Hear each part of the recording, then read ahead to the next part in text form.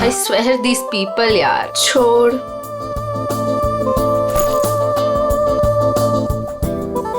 हो क्या गया इस प्रिया को? प्रेजेंटेशन था और ऐसे ही उठ के आ गई। छोड़ ना। बॉस भी खूब डांटे होंगे। क्लाइंट भी नाराज लग रहे थे। कुछ भी कहो यार मीता, ये एटीट्यूड ना है तो गलत। पता नहीं क्या समझती है अपने आप को।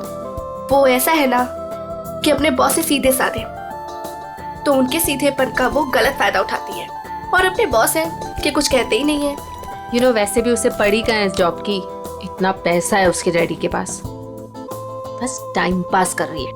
कुछ भी हो, एक रिस्पॉन्सिबिलिटी नाम की कोई चीज होती है। आई नो, बाल देखे थे उसके सिर के, कैसे बिखरे हुए थे, जैसे किसी ने सिर के बाल नोच लिए हो।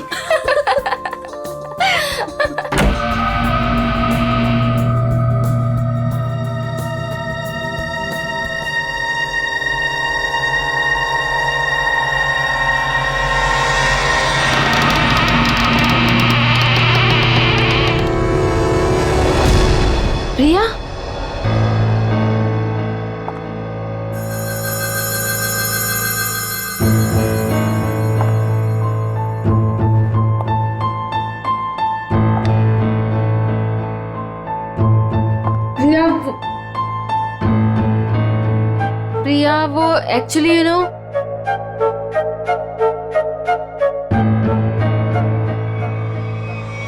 प्रिया, प्रिया, प्रिया, प्रिया, प्रिया, प्रिया प्रिया, प्रिया प्रिया, प्रिया प्रिया, प्रिया उठो प्रिया। प्रिया प्रिया क्या हुआ?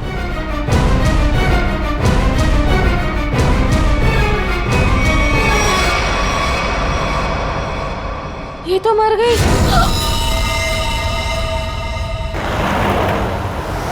अशोक, जी मैडम। आगे जो ढाबा दिख रहा है ना? हाँ हाँ दिख रहा है मैडम। अशोक, पहले पूरी बात तो सुन ले, फिर बोलना। मुझे लगा मैडम आपकी बात खत्म हो गई। चुप कर, बीच में बोल पड़ा। मुझे मालूम है कि तुझे दिखता है, फिर मैं ये सवाल क्यों करूंगी? ठीक है मैडम, आगे बढ़िए, बताइए आगे। आगे नहीं बढ़ना है, गाड़ी ढाबे पे लगाना, कुछ खाएंगे पिएंगे। हाँ मैं... रुक रुक, आ गया ढाबा। जी।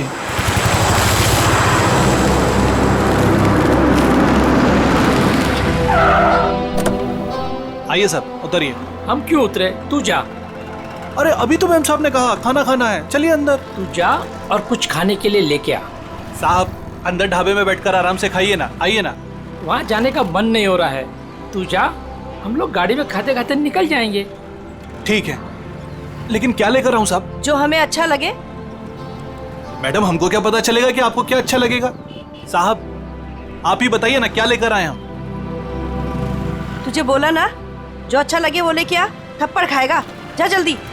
लाते हैं, अपनी मर्जी से ही लाते हैं। कह दिया कि अपनी मर्जी से लेकर आओ। अब अपनी मर्जी से कुछ भी लेकर आएंगे तो कहेंगे ये काहे लेकर आया, वो काहे लेकर आया।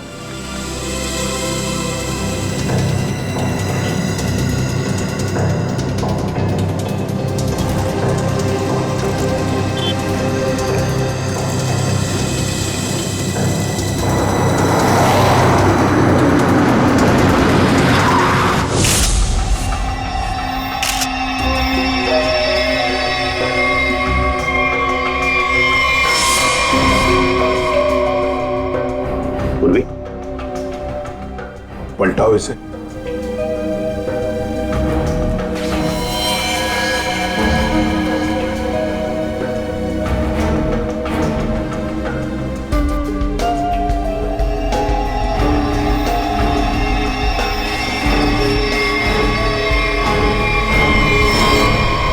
सर, कोई घाव या चोट का निशान नहीं। हाँ, ना मुंह से कोई झाग निकला है, ना शरीर पर कोई नीले रंग के निशान है, ना कोई पंक्चर मार्क्स, सुई के या और कुछ। ये जहर का मामला तो नहीं है।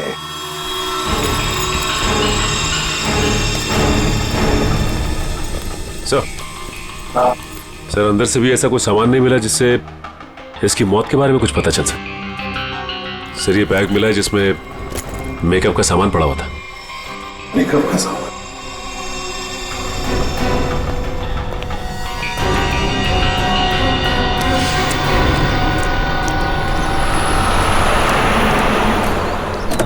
लीजिए मैडम खाना।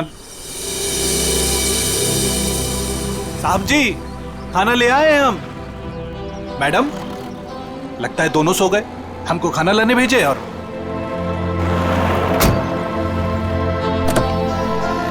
हमको समझ में नहीं आता है हमारे साहब और मालकिन का। हमको बोले खाना लाओ और जरूर दवाई खाकर सो गए होंगे। 50 बार समझाया है कि भैया खाना खाने के बाद दवाई खाओ, पर नहीं, भूल जाते हैं। लगता है कि कुंभकर्ण जो बूटी खाता था वही इनकी दवाई में मिला दी है डॉक्टर ने। चलो चलते हैं घर लेके। कहा है ना कि रास्ते में जगेंगे तो खिला देंगे, नहीं तो हम तो हैं ही। चल हमरी राम प्यारी। ये बैग किसका है? सर ये प्रिया का है। प्रिया का बैग है।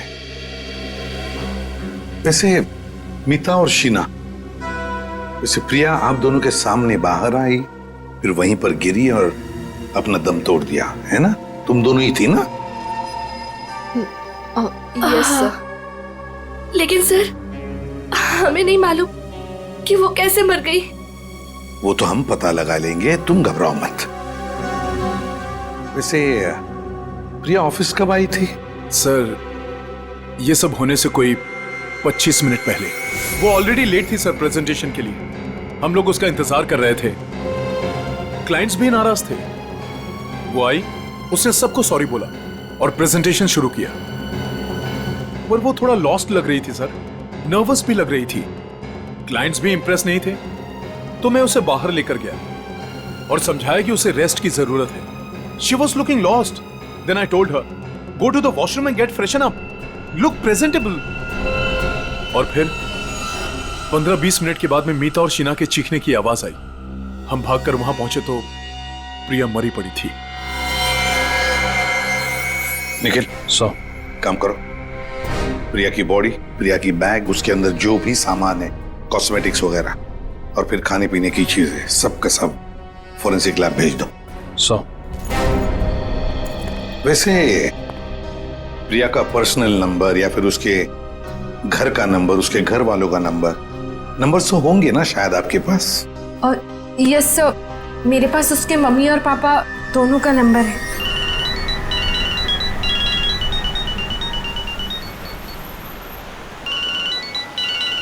अरे साहब फोन बज रहा है आपका, उठाते क्यों नहीं है?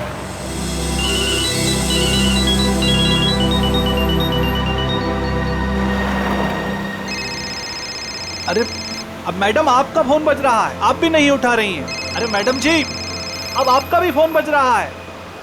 दोनों घोड़े बेचकर सो रहे हैं।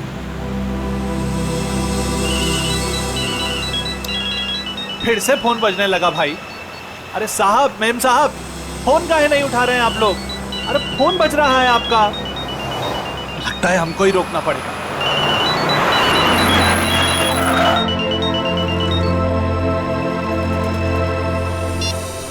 हेलो, कौन?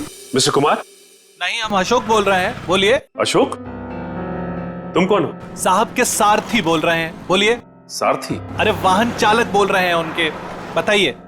हो, उनके ड्राइवर बोल रहे हो तुम? ड्राइवर नहीं है हम, शॉफर है उनके। बात करते हैं, आपको ड्राइवर लगते हैं हम। देखिए आप जो कोई भी हैं, मिस्टर एंड मिसेस कुमार कहाँ पे? दोनों हमारी गाड़ी में हैं, सो रहे हैं। हम दोनों को सैर करा रहे हैं। पर आप कौन हैं? आप पहचान वाले नहीं लगते। देखिए मैं सीआईडी से बोल रहा हूँ। सीआईडी? क्या हुआ साहब? आप मिस्टर एंड मिसेस कुमार को प्रिया के ऑफिस में लेके आइए प्लीज। वो तो ठीक है साहब, लेकिन हुआ क्या? सब ठीक तो है ना? प्लीज आप आ जाइए, फिर बात करते हैं, ठीक है? हाँ साहब, हम तुरंत आते हैं।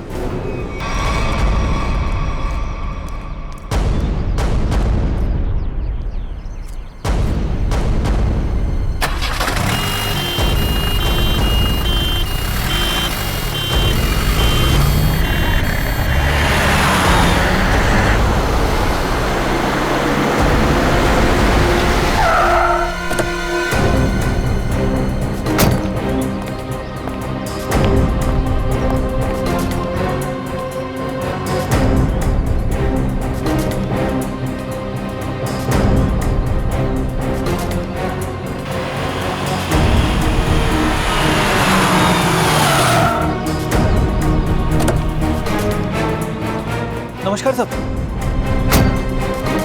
सीआईडी टीम आप ही हैं? मिस्टर एंड मिसेस कुमार कहाँ हैं? गाड़ी में है ना साहब, सो रहे हैं। बुलाइए। क्या सो रहे हैं? सो रहे हैं अभी? हाँ सर। अभी सर यहाँ कुछ खास हो रहा है क्या? मतलब आपने बुलाया है इसलिए? जी हाँ, खास बात है। कुमार जी की बेटी प्रिया की मौत हो गई है। क्या बात कर रहे हैं सर आप? जी हाँ। Mr Kumar. Mrs Kumar. Mrs Kumar. Kumar साहब। Mister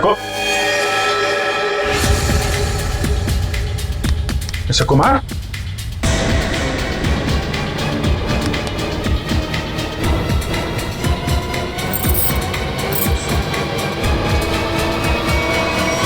my God. सर ये भी? सचिन, कब से नौकरी कर रहे हो तुम कुमार जी के पास? साहब पिछले 3 सालों से हूँ साहब के पास। 3 साल? जी सर। चेक करो, देखो मौत की वजह पता चलती है क्या है। सब हाँ। मिस्टर कुमार और मिसेस कुमार ये दोनों तो मर चुके हैं। क्या? नहीं सर। हाँ पूर्वी।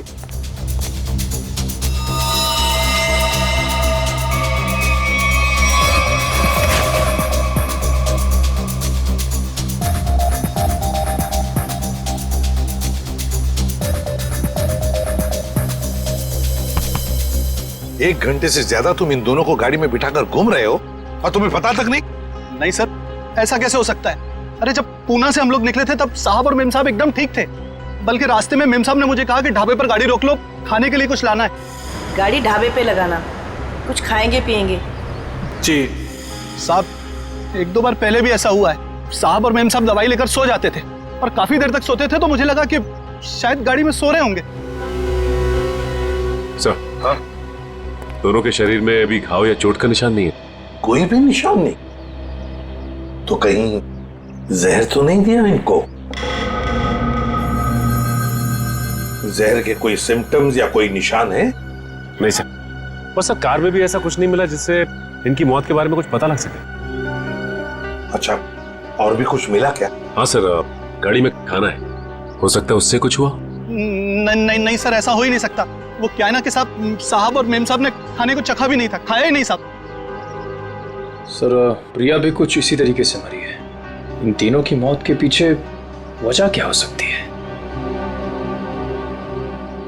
एक बात बताओ, कुमार जी के परिवार में और कौन कौन है? साहब प्रिया मैडम और उसके बाद बड़ी बेटी थी रीमा मैडम और छोटी अन्नू। अच्छा, तो ये दोनों बेटियां अब कहाँ होंगी? साहब अब रीमा जी तो अपने पति धीरज के साथ अंधेरी में रहती हैं। अन्नू मैडम अपने माता पिता के साथ मलाड वाले फ्लैट में। नंबर है इनके आपके पास? हाँ है ना साहब। सचिन, ये सब अन्नू मैडम का नंबर है सर।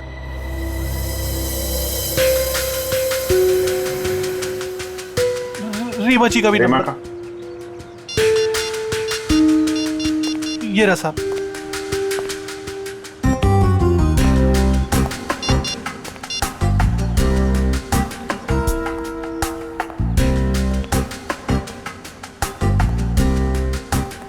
हेलो रीमा जी, मैं सीआईडी से इंस्पेक्टर अभिजीत बोल रहा हूँ।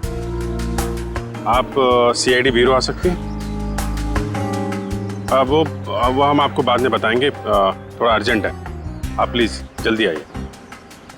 या ओके। सर रीमा को बोल दिया है सीआईडी ब्यूरो आने के लिए। और सर अनु तो फोन ही नहीं उठा रही। हो सकता है साहब कॉलेज गई होंगी। कौन से कॉलेज में?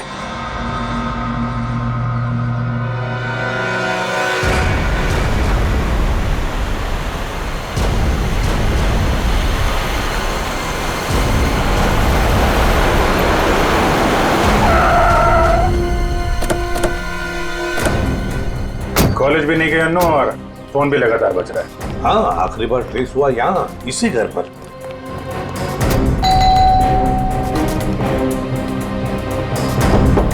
अन्नू,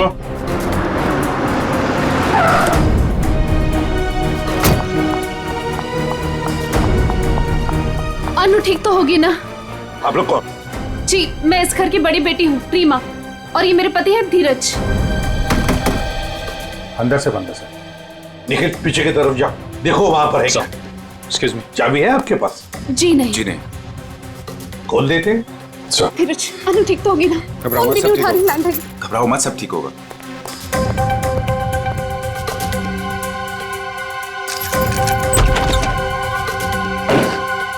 अनु अनु! अनु अनु! अनु अनु!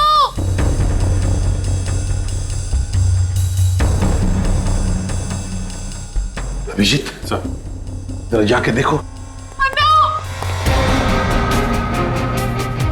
अनु ऊपर देखो।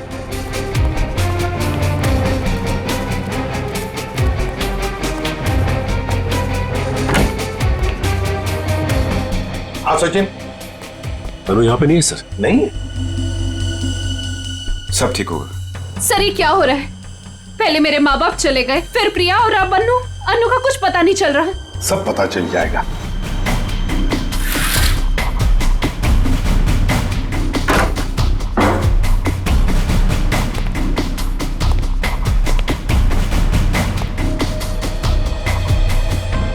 हाँ नहीं सर, अभी तक तो नहीं मिली। सर! सर अनु यहाँ है। माय गॉड सर, अनु उधर ऊपर है। चलो।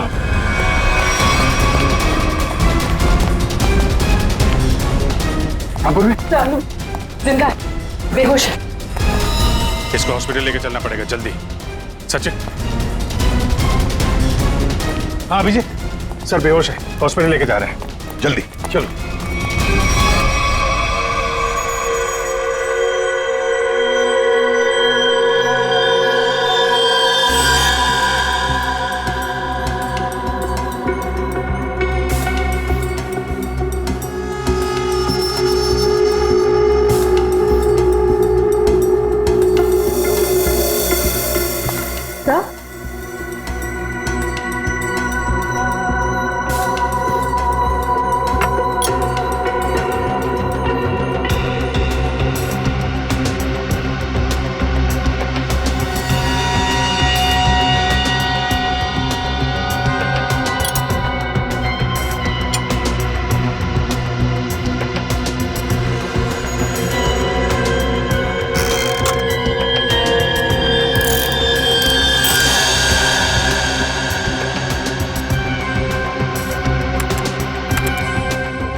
अच्छा, तो ये बात है।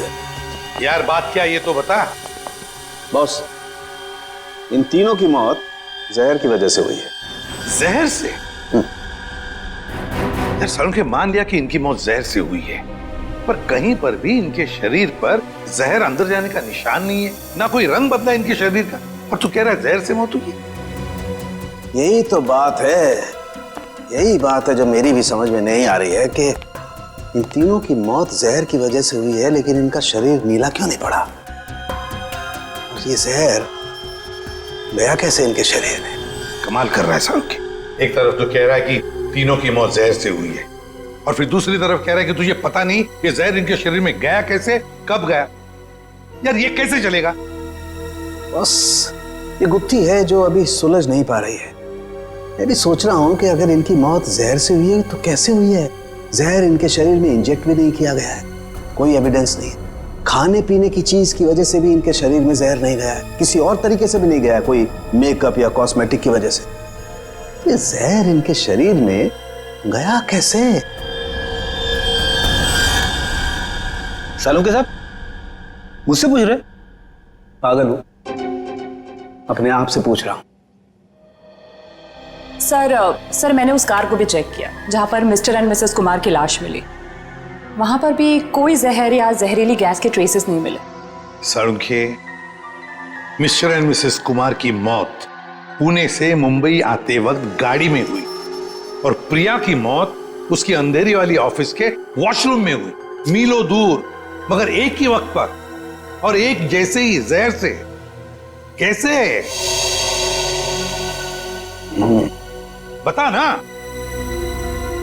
अच्छा चल, ये तो बता सकता है कि कौन सा जहर था। बस वो कुछ टेस्ट अभी करना बाकी है, उसके बाद पता चलेगा कि वो जहर कौन सा था और जहर कैसे गया इनके शरीर में। सर, हाँ सर, अनु को ऑब्जर्वेशन में रखा गया है और डॉक्टर्स का कहना है कि आने वाले 24 घंटे उसके लिए बहुत क्रिटिकल हो सकते हैं सर। तो डॉक्टर ने बताया नहीं किस वजह से बेहोश हो गई? सर, जहर का असर हुआ उसे। क्या? जहर से? हाँ सर। और सर अजीब बात तो यह है कि उसके शरीर में यह जहर ना ही किसी इंजेक्शन से गया है और ना ही किसी खाने की चीज से। मिस्टर एंड मिसेस कुमार और प्रिया तीनों की मौत जहर से हुई और अब अनु को भी जहर दिया गया था। है ना बड़ी अजीब बात।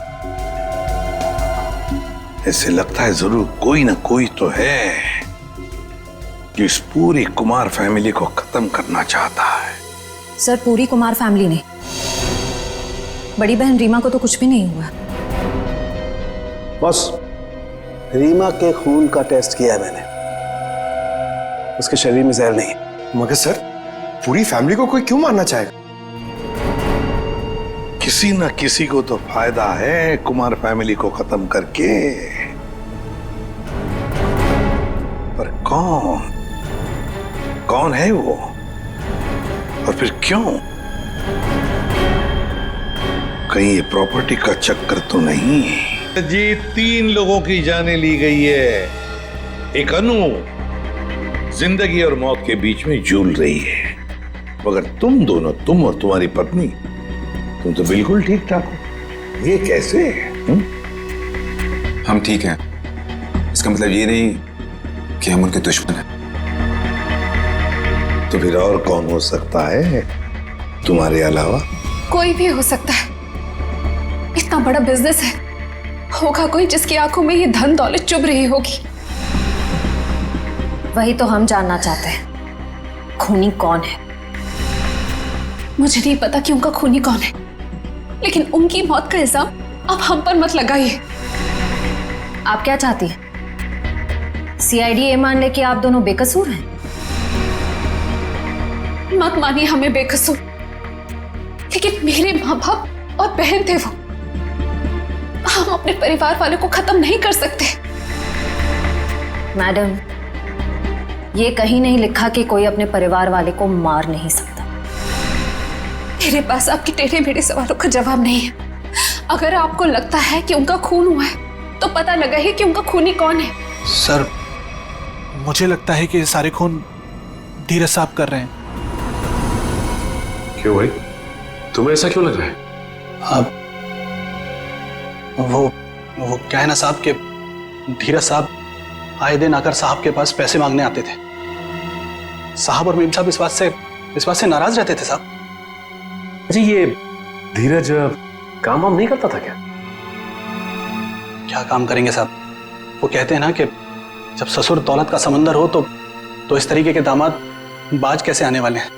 अच्छा, ये धीरज इतने सारे पैसों का करता क्या था? अरे बोलो ना भाई, क्या करता था? साहब, वो जुए और शराब की लत। वो कहते हैं ना साहब कि एक बार ये लत लग जाए तो अच्छे बर्बाद हो जाते हैं। मैं तो कहता हूँ साहब, 2-4 लाख रुपया नहीं, 10-20 लाख भी होता तो सब हवा हो जाता। मैंने बड़े बड़े महलों को शराब के प्यालों में बहते हुए देखा है साहब। हमारे धीरज साहब भी कुछ उसी तरीके के आदमी हैं साहब। हाँ, वही हुआ होगा ना सर। मिस्टर कुमार से उसने पैसे मांगे होंगे, मिस्टर कुमार ने मना कर दिया होगा, तो गुस्से में आके इसने उनका खून कर दिया। वही हो सकता है साहब, लेकिन हमारे साहब भी क्या करते, किस किस को पैसा बांटते साहब। और पैसों के लिए तो रोजाना झगड़े होते थे घर में। अभी 3-4 महीने पहले भी झगड़ा हुआ था धीरज साहब का और वरुण साहब का, वो प्रिया दीदी के पति का। प्रिया का पति भी है नहीं साहब, थे। वो 3 महीना पहले कार एक्सीडेंट में उनकी मौत हुई ना साहब। कार एक्सीडेंट में? अच्छा, ये बताओ कि ये झगड़े के कितने दिन बाद वरुण का एक्सीडेंट हुआ था? 1 हफ्ते के बाद सर। सर, ये एक्सीडेंट है या मर्डर? पंकज, ये सारा का सारा चक्कर प्रॉपर्टी के लिए हो रहा है। धीरज को सारी की सारी प्रॉपर्टी खुद ही चाहिए थी। प्रॉपर्टी मुझे कैसे मिलेगी सर? बताओ, चल बता देता हूं। अगर पूरा का पूरा कुमार खानदान मिट गया तो सारी प्रॉपर्टी किसे मिलेगी? तुम्हारी पत्नी रीमा को। अगर रीमा को कुछ हो गया तो फिर प्रॉपर्टी किसके नाम पर हो जाएगी? धीरज जी, प्रॉपर्टी तुम्हारे नाम पर हो जाएगी। क्यों बोलती बंद? क्या बोलूं सर, आप लोगों को कोई मिल नहीं रहा है, आप लोगों को समझ नहीं आ रहा है किसे फंसा है, तो आप लोग मुझे पकड़ रहे हैं सर।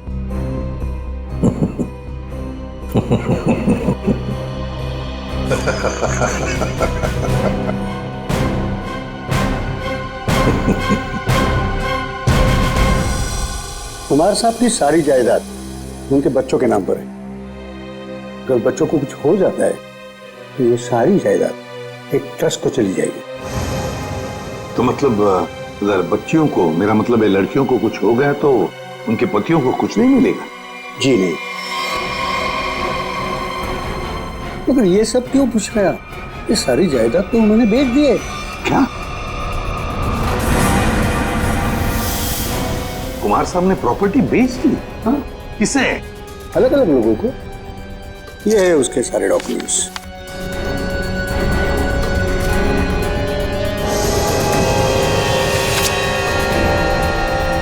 गोवा की प्रॉपर्टी, पूना की प्रॉपर्टी, महाबलेश्वर वाली प्रॉपर्टी, और हाँ, सारे पेपर्स पे उनके साइन है। साइन? ये सारे डॉक्यूमेंट्स मुझे आज ही अभी मिले हैं कुरियर से। क्या? ये सारी प्रॉपर्टीज के पेपर आज ही मिले आपको? हाँ। और ये जो प्रॉपर्टी बेच के जो पैसे मिले वो कहाँ है? मुझे नहीं पता सर, कुमार साहब ने ये सब अचानक भेज दिया। ये जानकर मैं उनको फोन करने वाला था, मगर पता चला कि उनकी मौत हो गई। फिर?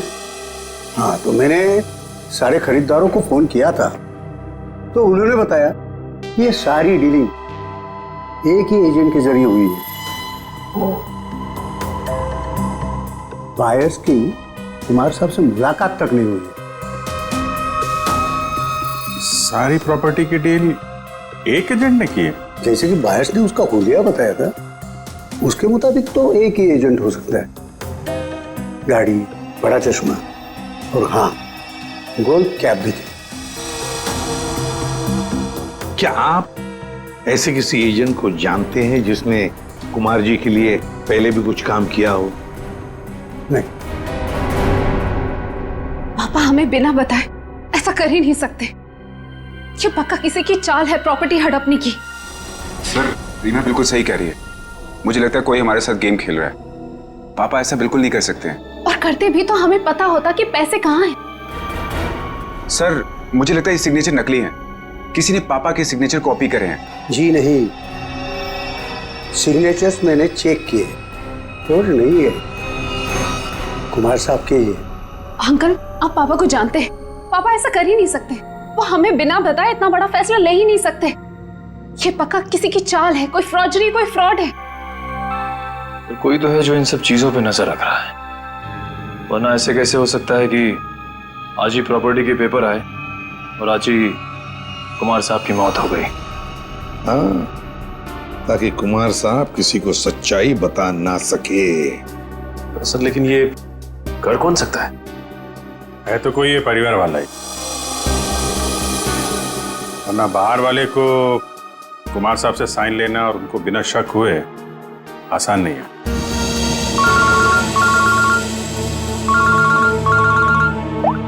मैं बोलता रुके।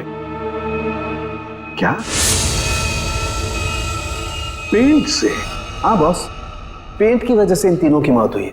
यार साउंड तो क्या बात कर रहा है? क्या पेंट पी लिया उन्होंने? पेंट नहीं पिया है बॉस, पेंट में जहर मिला हुआ था और वो जहर इनके फेफड़ों में पहुंचा, इसकी वजह से इनकी मौत हुई है। ये देख साउंड की हवा में बात मत कर, जल्दी बता दे असली बात क्या है। देखो, तुम जानते हो मैं बिना सबूत के कुछ नहीं कहता हूँ।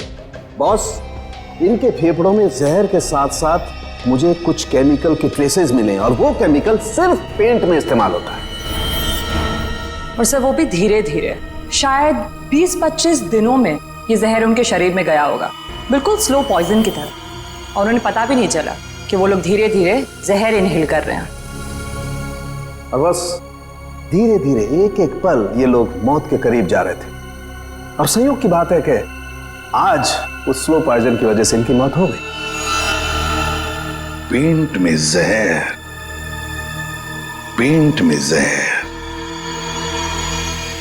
पूरी कुमार फैमिली का घर। टिंग हुई थी। किस किस का बेडरूम था वो? मम्मी, पापा, अनु और प्रिया के बेडरूम में। बस मुझे तीनों बेडरूम्स का पेंट चेक करना पड़ेगा। कर लो। पूरी निकल। अमित,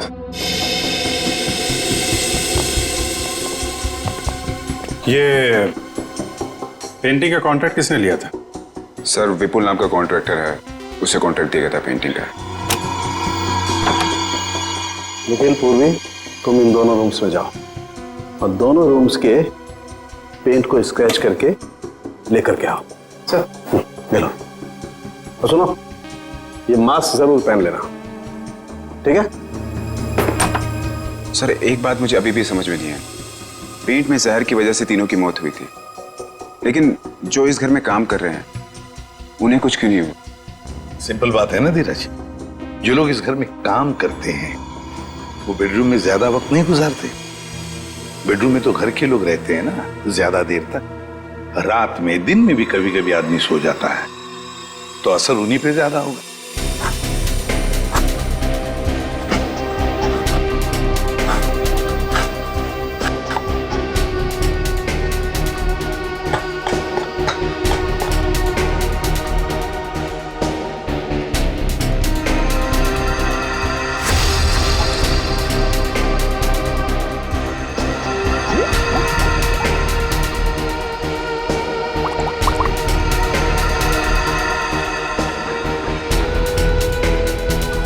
ये किसकी तस्वीर है? सर, ये मेरे जीजू हैं। इनका नाम वरुण है, प्रिया के पति।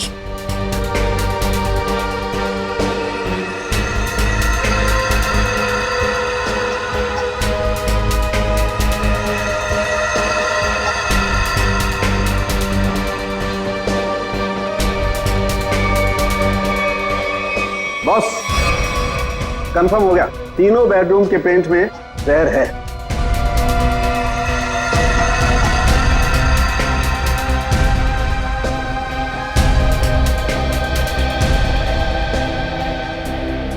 पेंट में जहर कैसे हो सकता है? कौन कर सकता है और क्यों? पेंटिंग कॉन्ट्रैक्टर विपुल, उठाओ उसे। सर, मैं पेंट में जहर क्यों डालूंगा? मेरी क्या दुश्मनी होगी कुमार फैमिली से? जिसकी दुश्मनी थी कुमार फैमिली से उसने कहा होगा। हाँ सर, और उसके बदले में मोटी रकम ली होगी इसने। सर, आप ऐसा क्यों कह रहे हो? मैं कॉन्ट्रैक्टर हूँ, खूनी नहीं। मैं सच कह रहा हूँ, मुझे तो ये भी नहीं पता कि उस पेंट में जहर था या नहीं। नाटक मत कर, ये नाटक हम लोग रोज देखते हैं। सर, अगर मुझे पता होता कि पेंट में जहर है तो मैं ये कॉन्ट्रैक्ट कभी लेता ही नहीं, और मैं अपनी और अपने लोगों की जान खतरे में क्यों डालूंगा? तो क्या पेंट में जहर फैक्ट्री में से भर के आया है? मुझे नहीं पता सर, और वो पेंट मैंने खरीदा भी नहीं था। तो किसने खरीदा था? प्रिया जी के पति वरुण साहब ने वो पेंट पहले से खरीद रखा था, और उन्हीं ने मुझे एक कॉन्ट्रैक्ट दिया था। और अचानक उनकी मौत हो गई तो ये काम भी बीच में बंद हो गया। फिर 1 महीने पहले मुझे कुमार साहब के ड्राइवर का फोन आया दोबारा काम शुरू करने के लिए, और मैंने दूसरे ही दिन काम शुरू कर दिया। जब दोबारा काम शुरू किया तब पेंट कौन लाया था? वो पहले वाला पेंट जो बंगलों में स्टोर रूम में था, वही हमने यूज किया। सर, स्टोर रूम में कोई भी आसानी से घुस सकता है, और इन 3 महीनों में कोई भी कभी भी जहर मिला सकता है।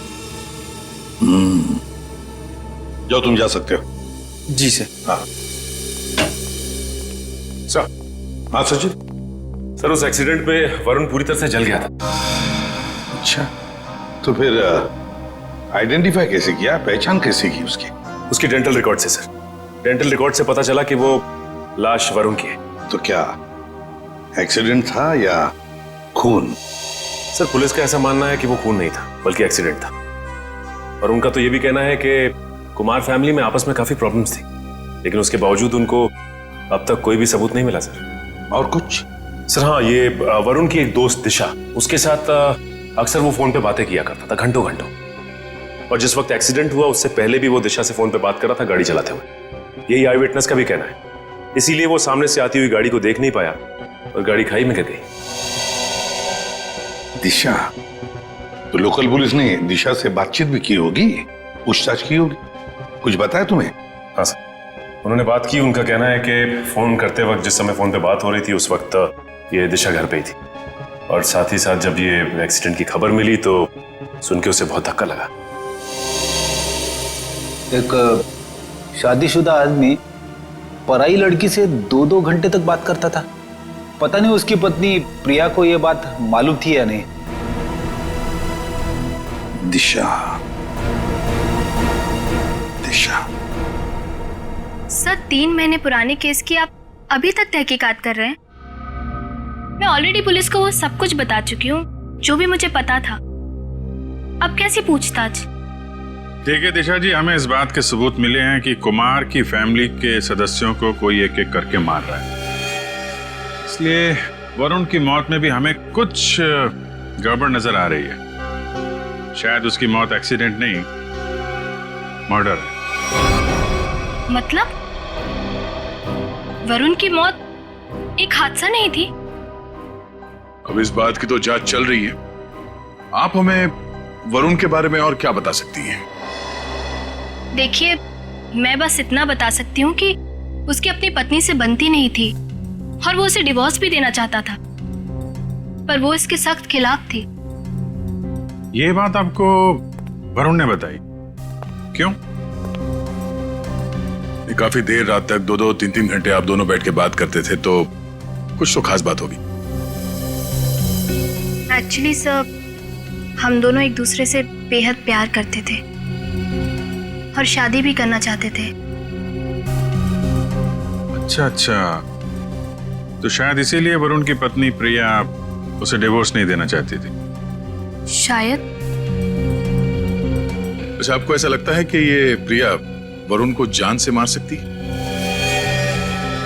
पता नहीं सर। अच्छा, क्या ऐसा हो सकता है कि वरुण अभी भी जिंदा हो और कहीं छुप के बैठा हो? क्या बात कर रहे हैं सर? पुलिस ने खुद उस लाश के डेंटल रिकॉर्ड्स को वरुण के डेंटल रिकॉर्ड से मैच करके ही तो उसकी शिनाख्त की है। आपको उनके काम पर भरोसा नहीं? नहीं, वो ऐसी बात नहीं है। हम इस केस के हर पहलू को देखते हैं, और आप वरुण की इतनी करीबी हैं, बहुत कुछ जानती है उसके बारे में, इसीलिए आपसे पूछा। सर, एक तो आप लोग मुंह में उंगली डालकर बात निकलवाते हैं, और जब बता दो तो आप बताने वाले पर ही शक करने लगते हैं। क्या करें, हमारा काम ही कुछ ऐसा है। हम लोग शक से शुरू करते हैं और फिर सबूत तक पहुंच जाते हैं। सर, इन्होंने तो कहा था कि इस घर में ये अकेली रहती है, पर अंदर बेडरूम की अलमारी से ये किसी आदमी के कपड़े मिले, बहुत सलीके से रखे हुए थे। दिशा जी, कुछ बताएंगे आप इन कपड़ों के बारे में? वरुण के हैं। वरुण? वरुण के कपड़े अभी भी आपकी अलमारी में? मतलब? ये तब के हैं जब वो जिंदा था और कभी कभी प्रिया से छुपके मेरे घर रुकने आया करता था। मैं कभी इन्हें फेंक ही नहीं पाई, हिम्मत ही नहीं हुई। इन्हें देख के मुझे उसकी याद आती है और उसे याद करना मुझे अच्छा लगता है। माफ कीजिए दिशा जी, हमने आपका दिल दुखाया, पर हम बस अपना काम कर रहे थे। Thank you very much.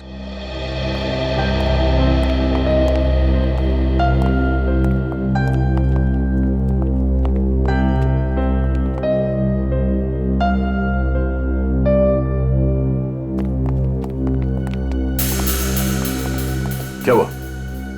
कुछ पूछना रह गया? 1 मिनट। अरे आप लोग श्रेया, फिर से यहाँ पे? एक मिनट, क्या हुआ? प्लीज। यहाँ पे डेंचर था?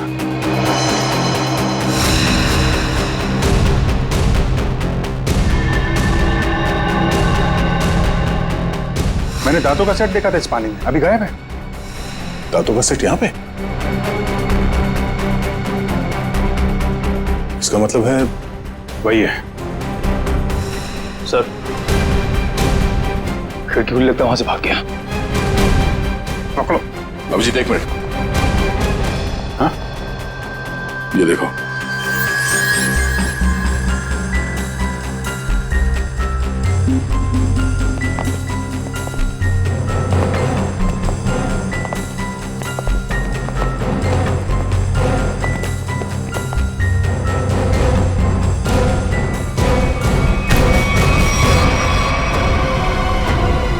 नकली दांतों ने फंसा दिया। अब तुझे इसे दोबारा लगाने की जरूरत नहीं पड़ेगी।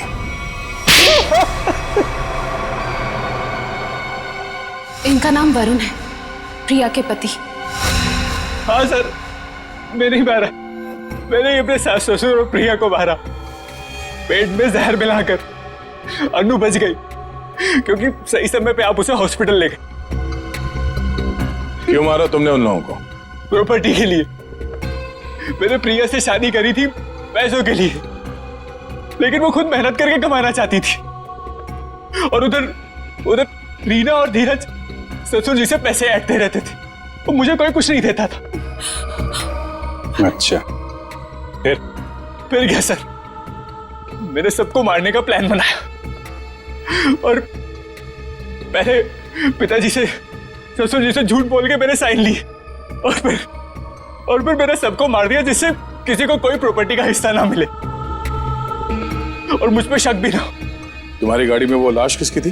वो एक लवारिस लाश थी जिसके जबड़े में मैंने अपने दांत लगा दिए थे ताकि लोगों को लगे कि वो जली हुई लाश तुम्हारी है। हाँ सर, पर आप लोग पैसे और प्रॉपर्टी के लालच में क्या क्या करते रहे तुम?